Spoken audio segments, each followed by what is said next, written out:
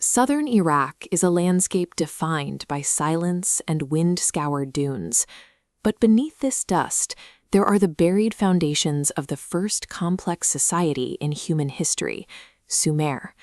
Long before the rise of Greece or Rome, the people here were already organizing the world. They developed the wheel, established complex mathematics, and engineered the plow. Yet, by 1750 BCE, this pioneering culture was gone. Their cities were abandoned, and their influence was systematically erased from the map. It is a mystery that defies the scale of their success. How does a culture that pioneered the documentation of human survival simply vanish? To find the answer, we have to look past the myths and examine the physical and written records they left behind. Their disappearance is a reminder that survival is not a guaranteed result of progress. It is an ongoing struggle that even the most advanced societies can lose. We can see the sophistication of their world in how they managed it. Their writing system began as a way to track village assets, using clay tokens that evolved into the wedge-shaped script of Cuneiform. This clay tablet is the Code of Ur-Nammu, the oldest known legal code. Drafted 3 centuries before Hammurabi, these inscriptions describe a society governed by logic. It establishes financial compensation for injuries and protects orphans, prioritizing social stability over violent retribution. In an era defined by chaos, the Sumerians attempted to engineer a predictable, orderly civilization. This wasn't a society that failed because it lacked a rational vision for justice. Intellectually, they were operating at a peak level.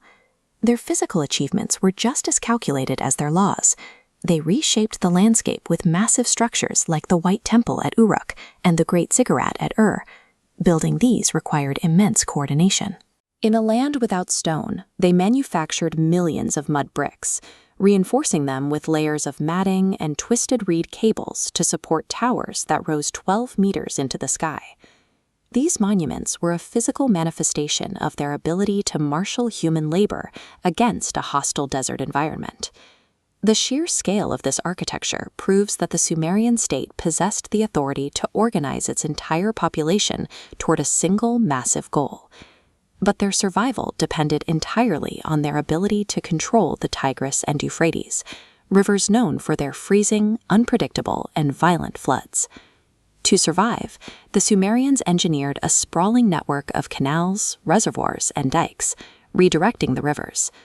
This managed irrigation yielded consistent surpluses of barley, sesame, and dates. Producing more food than naturally possible allowed their population to grow far beyond the region's original limits. This suggests a society that had established a profound level of control over both its people and its geography. If the Sumerian machine was so effectively engineered and defended, why did it stop working? Their decline was not the result of a single catastrophe, but a slow failure of the very systems that built them. The relentless irrigation eventually poisoned the soil. Generations of watering caused salt to rise to the surface, gradually turning fertile fields into barren, cracked dust. As the food supply dwindled, the social structure began to fracture. We see evidence of this internal stress in the documented decline of legal rights for women, who had traditionally held equal status with men. A weakened state is an easy target. Around 1750 BCE, external invasions by the Amorites and Elamites finally broke the crumbling Sumerian defense. There is a bitter irony in their final military defeat. Despite building massive walls for protection, the invading armies simply walked around the unanchored ends of the fortification. Their engineered dominance over nature was temporary. Their reliance on these massive, rigid systems blinded them to the growing vulnerabilities within the land itself.